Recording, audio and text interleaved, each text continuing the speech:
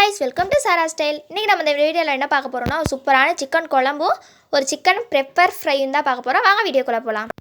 கடாயை வச்சுக்கலாம். தேவையான அளவு எண்ணெய் ஊற்றிட்டு 2 கிராம்பு 2 ஏலக்காய் பிரிஞ்சி இலை 2 போட்டு வதக்கலாம். இப்போ தேவையான அளவு வெங்காயத்தை உள்ளே சேர்த்துக்கலாம். பெரிய வெங்காயம் 1 வெட்டி வச்சுங்க, அதை உள்ளே சேர்த்துக்கலாம். அது கூடவே கருவேப்பிலை போட்டு கொஞ்சம் நல்லா பொன்னிறமாகிற வரைக்கும் வதக்கலாம். இப்போ பெப்பர் ஃப்ரைக்கு தேவையான கடாயில் எண்ணெயை ஊற்றி பிரிஞ்சி இலை 2 சோம்பு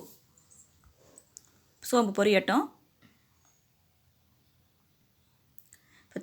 வெங்காயம் ஓரளவுக்கு நல்லா வதங்கிருச்சு. ஃப்ரைக்கு தேவையான வெங்காயத்தை உள்ளே ஆட் பண்ணிக்கலாம். வெங்காயம் நல்லா வதங்கட்டும்.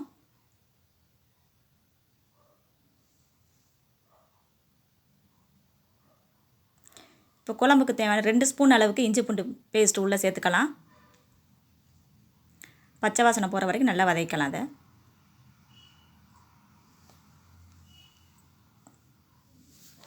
வதங்கிடுச்சு. இப்போ தேவையான அளவு தக்காளியை உள்ளே சேர்த்துக்கலாம்.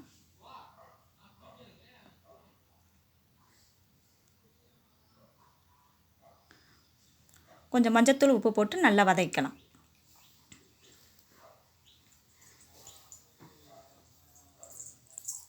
இப்போ ஃப்ரைக்கு தேவையான வெங்காயம் வதங்கிருச்சு. கூடவே தக்காளியை உள்ளே ஆட் பண்ணிக்கலாம். 2 தக்காளி அளவுக்கு வெட்டி வச்சுருக்கேன், உள்ளே சேர்த்துக்கலாம்.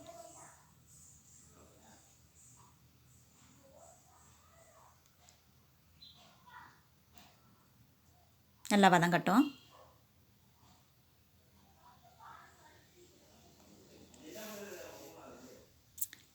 ஒரு ஸ்பூன் அளவுக்கு இஞ்சி பூண்டு பேஸ்ட்டு கொஞ்சம் மஞ்சத்தூள் சேர்த்து நல்லா வதக்கலாம்.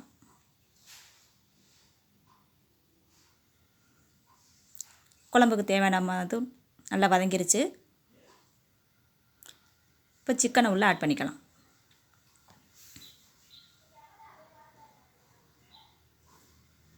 எல்லா சிக்கனையும் உள்ளே சேர்த்துக்கலாம். நல்லா மிக்ஸ் பண்ணி விட்டுக்கலாம்.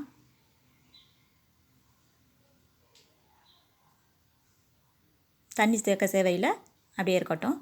இப்போ ஃப்ரைக்கு தேவையான சிக்கனையும் உள்ளே சேர்த்துக்கலாம்.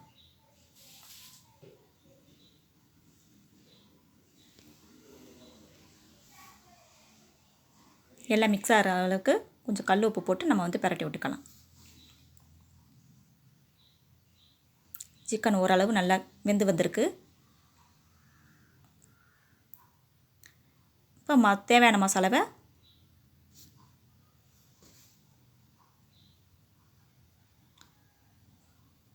எல்லாம் சேர்ந்து வரட்டும், அப்படியே வேகட்டும்.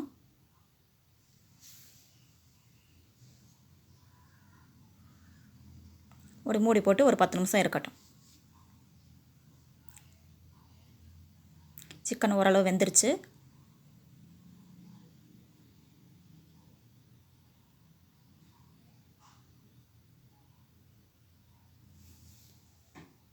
இந்த ஸ்டேஜில் நம்ம மசாலா உள்ளே ஆட் பண்ணிக்கலாம்.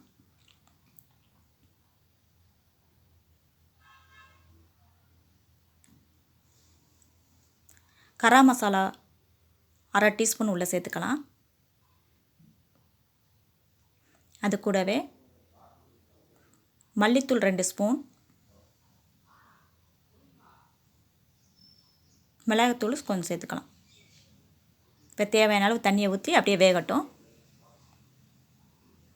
சிக்கன் கூட நல்லா கிண்டி விட்டுக்கலாம். தண்ணி பத்தலைனா கொஞ்சம் சேர்த்துக்கலாம்.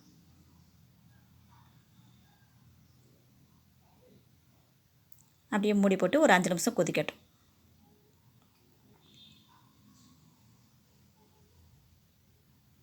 மூடியை போட்டுடலாம்.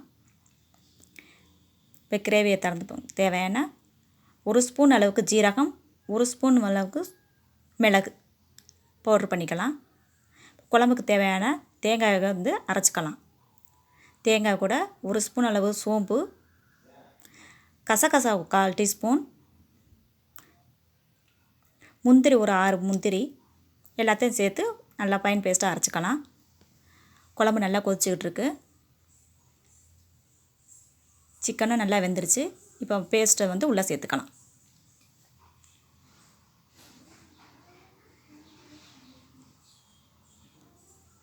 பாருங்கள் குழம்பு எவ்வளோ திக்காக இருக்குன்னு.